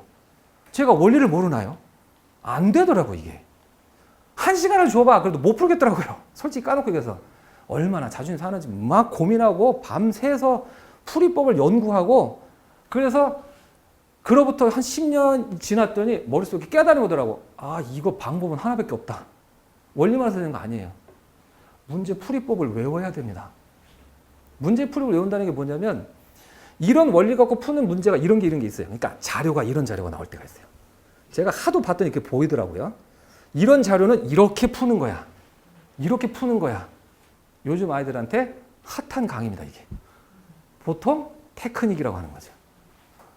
교육부에서 선생님들은 학원에서는 문제 푸는 법만 가르친다. 네, 맞습니다. 문제 푸는 법만 가르치는 거 맞아요. 제가 논술을 가르쳐 보면요. 논술 문제가 그런 게 있습니다. 정말 원리에 입각한 문제가 나와요. 그걸 서술하는데 수능 문제 중에는요. 솔직한 말로 원리 모르고 문제 푸는 것만 알아도 풀 수 있는 문제가 있어요. 특히 킬러라는 문제. 왜 그런지 몰라도 이게 이렇게 푼다만 알아도 풀어가요. 근데 고3 내내 그렇게만 공부했더니 수능 문제 풀었더니 못 푸는 거예요. 아니 논술 문제 풀었더니 못 하는 거예요. 원리를 까먹었고. 전 거기서 깨도 이거 봐라.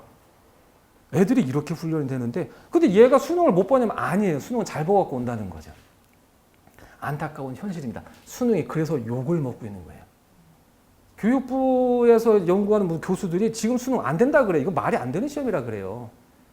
30분 안에 20문제 푸는데 그게 보통의 학생들이 풀 수 있는 수준이 아니라는 거예요. 그게. 아까 말씀드렸잖아요. 국제올림피아드 나간 애가 뭘 몰라서 그 양반이 손준 그 양반이 뭘 몰라서 그걸 왜 못 푸냐고. 그 문제를 풀 수 있는 또 다른 공부를 안 했다는 겁니다. 그래서 문제풀이 중심으로 가야 됩니다. 그래서 어떤 일이 벌어진지 아십니까? 통합과학은 솔직한 말로 누구나 가르칩니다.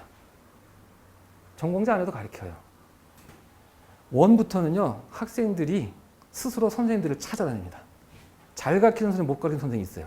그럼 그 사람은 도대체 뭐가 있는데 그러냐? 이겁니다. 이거. 아이들한테 이걸 잘 찝어주는 거예요. 여기 이렇게 나오는데 이건 이렇게 한다. 이게요. 선생님마다 조금씩 다릅니다. 이게. 그래서 그 선생님들을 찾아다니는 거고 그래서 뭐 이타 강사가 있고 막 그러는 거예요. 뭐 수학 선생님도 그런 게 있다면서요. 뭐 인강 들었더니 와 정말 귀에 쏙쏙 박히더라. 문제가 술술 풀리더란 얘기인 겁니다. 그거를 공부를 해야 되는 거고요. 수능 마찬가지고 원부터는 그래야 됩니다. 킬러 문제, 아까 저 화학원은 3개가 있다고 그랬거든요. 이걸 못 잡으면 수능 1등급을 못 잡는 거고 2등급도 안 나옵니다. 킬러 3개 다 틀려버리면 2등급이 안 나와요. 적어도 2개 이상을 맞아야 1등급, 적어도 하나 이상을 맞아야 2등급이 나오고요. 1, 2등급 맞으려면 이걸 정복해야 되는데 특히 얘는 이게 안 되면 안 됩니다. 그러니까 제가 계속 킬러 문제들 갖고서 모의고사 수능 문제 또는 사설 문제 쭉 보니까 아 이게 몇 개 판이 있어요. 형식이 딱 정해져 있어요. 그거를 외우라고 하면 아까 자동차 운전하기 기억나시죠?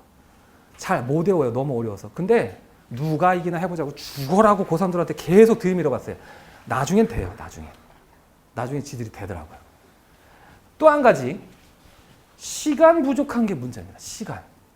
그래서 제가 요즘 학생들한테 시간이 곧 점수다. 그래서 어려운 문제를 푸는데 어려운 문제를 빨리빨리 풀어야 되는 거예요. 아니 그게 아니고요. 쉬운 문제를 빨리 풀어야 됩니다. 쉬운 문제를 빨리 풀어서 어려운 문제를 풀 수 있는 시간을 확보해야 돼요. 그럼 쉬운 문제를 어떻게 푸느냐? 아까 국제올림피아 나간 친구가 못했던 게 바로 이겁니다. 시간을 활용하는 걸 모르는 거죠. 빨리 푸는 방법. 빨리 풀려면 예를 들어서 요즘에 요 활용 문제 같은 경우는 어떤 문제 푸는데 머릿속에서 10번 정도를 생각을 바꿔야 됩니다. 10번을 생각을 해야지 답이 나오는 문제를 단계수를 줄여요. 3번이나 4번으로. 2번으로. 딱 보면 딱 답이 나오게.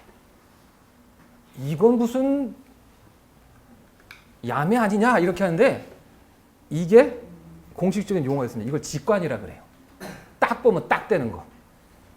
그 직관은요 타고난 사람이 있습니다. 고3이 되면 제가 보면 자존심 상하는 애가 가끔 있어요.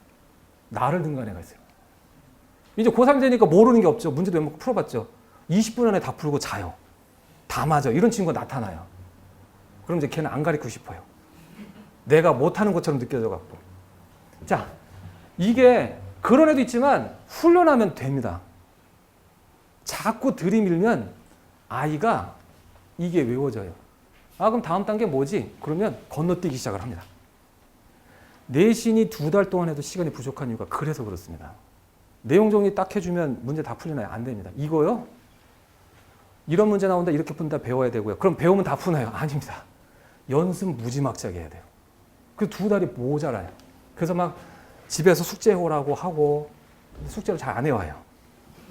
왜 안 해와요? 수학 때문에 안 해와요. 영어 때문에 안 해와요. 제가 가끔 화학 선생님께 한스러울 때가 있어요. 거기에 밀려서 공부를 안 해요. 화학을 그렇게 가르쳐놨는데 왜 실수를 해갖고 와요? 수학 때문에. 영어 때문에. 잠을 못 자갖고. 수학은 바짝 긴장해서 푸는데 이제 화학은 쉬우니까 긴장 풀려갖고 엉뚱하게 해. 막 풀고 와가지고. 자, 그래서 가장 중요한 건 뭐냐? 이게 중요한 겁니다. 그거를 정리해야 되겠고요. 안타깝게도 시중에 이게 없어요. 문제는 이렇게 푼다는 풀이 과정을 따로 요점 정리는 치겠죠. 원리 정리한 건 많죠. 그렇죠? 앞으로 저희들은 그렇게 준비를 할 거고요. 자, 그래서 아이고 시간이 다 됐네. 자, 제가 드릴 마지막 얘기입니다. 이태학원에서는 자연계열 21반 그래갖고 2종류의 반을 준비하고 있습니다. 하나는 원해는 반하고 SKY 반 그래서 스카이 반 그래서요. 원해는 반은 둘로 쪼개는데 하나는 기본 반 그래갖고 한 번도 물리원 화학원을 공부하지 않은 학생들 저희는 물리원 화학원만 할 거예요. 생물원도 하면 좋겠는데 너무 부담이 되죠. 생물원은 그나마 쉬운 과목에서 혼자 할 수 있다고 생각해서 그런지 아이들이 잘 안 듣습니다. 그래서 물리학원 위주로 하고 자 처음 배우는 친구들은 14일날 수능 날이죠. 목요일날 개강합니다. 자 여기 이때부터 시작하면은 2월 말까지 한 번 갈 거예요. 약 4개월인데 개념 한번 정리하고 문제풀이까지 합니다. 기본 개념 기본 문제 풀고요.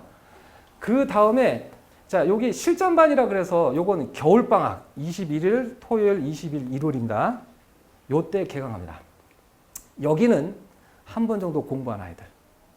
한 번 공부했는데 잘 모를 것 같아요. 여기 와서 공부하는 것도 괜찮습니다.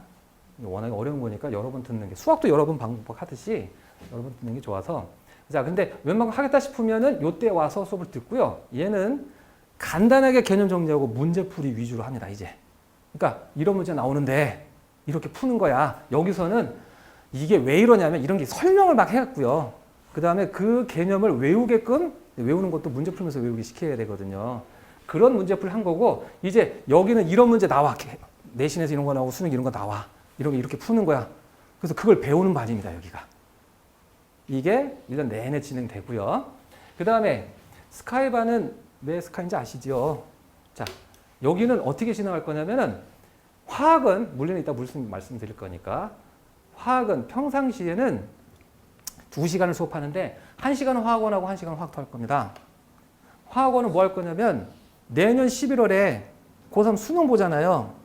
그거 보게 할 거예요. 그 시험을 보게 할 겁니다. 수능 시험을. 그러니까 수능 준비하는 거죠. 1시간은. 그래서 이 반은 아무나 안 뽑아요. 원이 웬만큼 되어 있어야 됩니다. 수능 준비를 해야 된다면은 기본적인 내용 다 알고 있어야 되고 문제풀이도 웬만큼 되어 있어야 됩니다. 그래서 테스트를 볼 겁니다. 테스트는 물리원, 화학원 테스트를 볼 거고요. 전범위 20문제를 볼 겁니다. 여기 통과자만 뽑을 거고요. 그 다음에 이 친구 중에는 서울대 가는 친구도 있기 때문에 투도 준비를 시킬 거고요. 자, 얘는 기본 개념 설명하면서 문제풀이를 쭉 진행할 겁니다. 이 반은. 그렇게 할 거고, 얘는 토요일 날 반이 있고요. 여기 원에는 토요일 반하고 같은 요일, 같은 시간대에 있어요. 물론 반은 달라요. 요일과 시간만 같을 뿐이고. 그렇게 진행을 할 거고, 그 다음에 요 기본 반은 3월에 여기 실전 반하고 합반 할 겁니다. 무슨 말인지 아시겠죠? 이 정도 하면은 여기 들어가서 공부하는데 충분하고요. 그 다음에 그래서 이제 내년 3월부터는 실전반하고 스카이반이 진행이 되는데 실전반은 이제 2반이 있는 거고요. 내신 대비 기간에는 약 5주에서 6주, 이건 학교 시험 일정에 따라 달라요. 5주, 6주 통합과학 내신 대비 합니다. 아, 그러니까 방학 동안에, 그 다음에 시험 중간에, 그때는 원 나가는 거예요. 여기는 원하고 투 나가는 거고, 그 다음에 내신 대비 5주나 6주 동안에는 통합과학 내신 대비를 하는 겁니다. 그래서 원 앤 원이에요. 고1, 그 다음에 원 과목 하겠다는 거고요. 고1 과목 내신 대비하고 그 다음에 원 선행하겠다는 거고, 5주째 하는데 학교별로 반을 만들 거예요. 학교별로 반을 만들 건데 인원수가 많은 학교 중심으로 갈 겁니다. 인원수가 적은 학교는 제가 다 만들 수가 없어요, 저희가. 그래서 진도가 비슷한 반에 같이 넣어서 진행을 할 거고요. 통합과학이 진도가 엉망진창입니다. 학교에서 선생님이 가르치는 스타일이 다 다르고 막 내용도 달라요. 어떤 학교는 화학을 예를 들면 그냥 화학 원을 강의하시는 선생님 계세요. 근데 어떤 학교는 뭐 지구학 선생님이 물화생질 다 가르쳐요. 그래갖고 이렇게 나온 애가 있어요. 잘 못 가르친다고.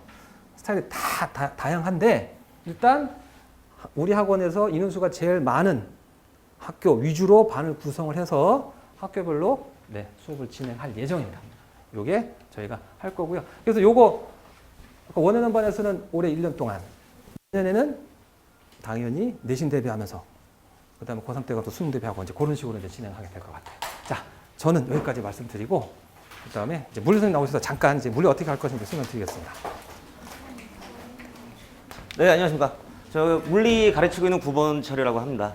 그래서 이제 지금까지 뭐 좀 들으셨는데 좀 지루하실 것 같아가지고 제가 그냥 짧게 5분만 그냥 말씀드릴게요. 제가 아까 거기 오셨을 때 그 자료집하고 같이 이제 같이 이제 첨부해서 드린 그거가 이제 제가 이제 애들 이제 평상시에 테스트 보는 거라 해서 샘플로 물리학 그 전범위 해당하는 거 그걸 드렸거든요. 그래서 이제 또 물리도 뭐 똑같아요. 지금까지 이제 화학 저기 원장님이 얘기하셨었는데 물리도 똑같이 이제 나갈 거고요. 죄송합니다. 네. 그래서 이제 뭐 물리나 뭐 화학이나 비슷하긴 한데 뭐 물리도 일단은 뭐 이론이 가장 중요하긴 해요. 그 이론을 가지고 이제 어차피 문제를 풀어야 되긴 하기 때문에 그래서 이제 그 이론에 해당하는 걸 이제 매주 이제 테스트를 통해 가지고 이제 제가 이제 보게끔 하는데 뭐 아까도 말씀을 하셨지만 애들이 집에 가서 뭐 수학이나 뭐 영어나 뭐 국어 이런 것 때문에 뭐 잘 복습을 안 하거든요. 그래서 뭐 당연히 물리도 마찬가지고 물리 같은 경우는 더군다나 안 해요.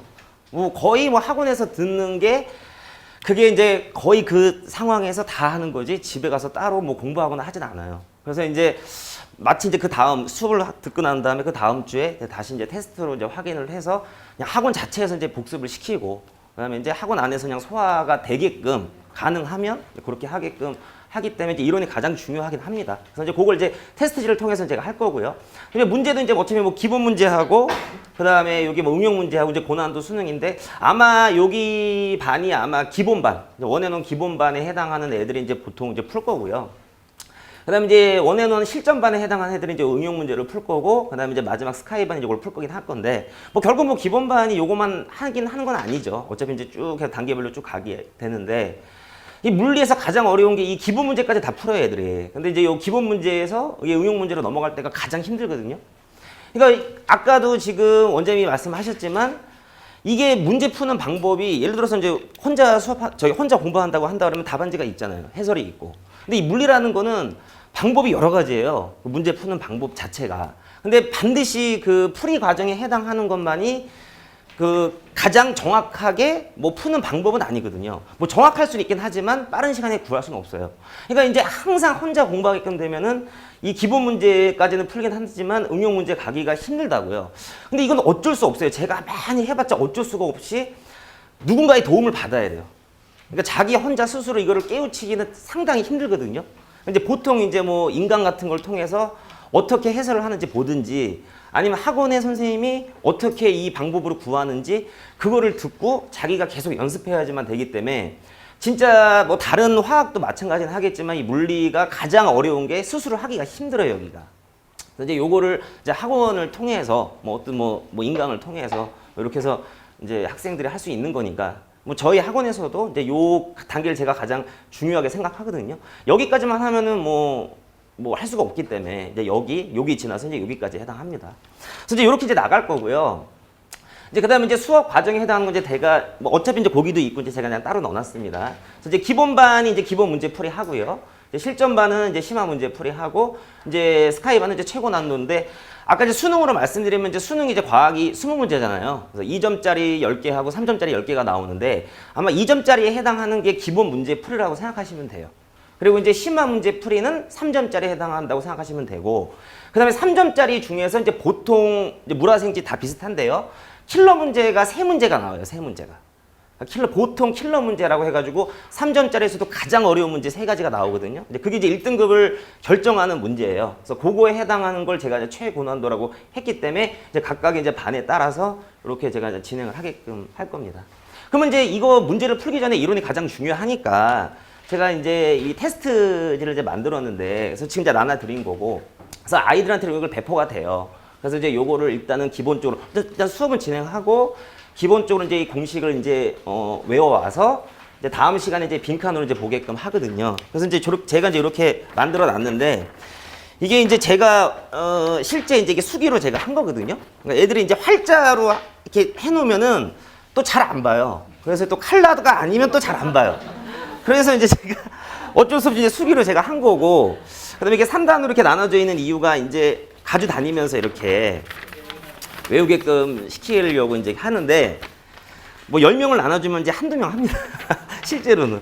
그래서 이제 뭐 길거리에 다니면서 뭐 외우라는 얘기인 건 아니고, 이제 잠깐 요 쉬는 시간이나 학교에서도 짬이 되면 좀 보라고 이제 이렇게 해놓은 것 뿐이에요. 이렇게. 그래서 이제 이렇게 하고, 그 다음에 이제 요 빈칸에 해당하는 거는 이제 그 다음에 똑같이 만들어 놓은 거예요. 똑같이 이제 빈 공란으로 만들어 놔서 이제 확인하게끔 이렇게 합니다. 그래서 물리도 뭐 원래 물리가 외우는 과목은 아니잖아요. 근데 일단은 기본적으로 암기할 내용이 있어요. 그 암기 자체 어떤 공식이나 이런 걸 하지 않으면 아예 기본 문제부터 할 수가 없기 때문에 이제 항상 이제 매주 그렇게 테스트를 진행할 겁니다. 그래서 이제 이건 이제 마지막으로 전체적으로 이제 아까도 말씀하셨지만 이제 이렇게 이제 그냥 기간으로 나눠서 이제 해놓은 것 뿐인 거예요. 그래서 이제 1학기 중간 기말, 2학기 중간 기말에는 이제 학교별로 묶여가지고 이제 통합각 내신 대비를 하고요. 그 다음에 이제 기본반, 실전반, 이 스카이반에 따라서 이렇게 하게끔 되는데, 이제 3월달 되면은 아마 이 기본반하고 실전반이 이렇게 묶일 거 아닙니까? 이제 이건 제가 그냥 일부러 그냥 나눈 것 뿐인 거고요. 어차피 이제 기본반이 이제 방학 때 한번 들으면 실전반하고 같이 묶여가지고 듣는데, 어차피 뭐 기본 문제 2점짜리나 기본적인 3점짜리 문제는 거의 뭐 난이도 차이는 없어요. 그래서 이제 같이 이제 이건 묶어가지고 이제 나갈 거고요. 이제 스카이반만 이제 가장 최고 난원도 문제면 이제 풀 겁니다. 근데 이제 화학은 겨울 방학 때부터 원 과목하고 이제 투 과목을 동시에 나간다고 하시는데, 이제 물리 같은 경우에 이제 스카이반은 제가 일단 1학기 있죠. 여름 방학 전까지는 이제 물리 1에 해당하는 것만 제가 먼저 하고요. 그 다음에 이제 여름방학 후부터 2에 해당하는 거. 왜냐면 물리는요, 좀 화학하고 달라서 물리학 1하고 물리학 2가 내용이 똑같아요. 똑같다고요. 거의 똑같아요. 한 80% 이상 똑같거든요. 근데 단 이게 더 쉽냐 어렵냐의 차이기 때문에 일단은 가장 이제 물리학 1에서 가장 어려운 문제를 먼저 연습하고 난 다음에 그 다음에 이제 2에 해당하는 거를 해도 아마 단계별로 동시에 나가면 애들이 조금 더 벅차하기 때문에 그래서 이제 그거에 맞춰서 제가 하려고 이제 화학하고 좀 다르게요. 이제 1을 먼저 나가고 이제 여름방학 때부터 이제 2하고 이제 문제 이렇게 풀게끔 할 겁니다. 지루하셨죠? 제가 이제 빨리 끝내려고 이제 했고요. 이제 여기까지 이제 설명은 이제 끝났고 이제 앞으로 이제 저희 학원에서 이제 설명회가 있어요. 이제 지금 오늘 이제 과학만 하긴 했지만 이제 수학하고 그다음에 이제 국어, 그다음에 이제 의치대반 간담회가 있으니까 이제 아마 거기 자료집에 아마 이제 이렇게 일정하고 있을 겁니다. 그래서 이제 그거 좀 확인해 주시고요.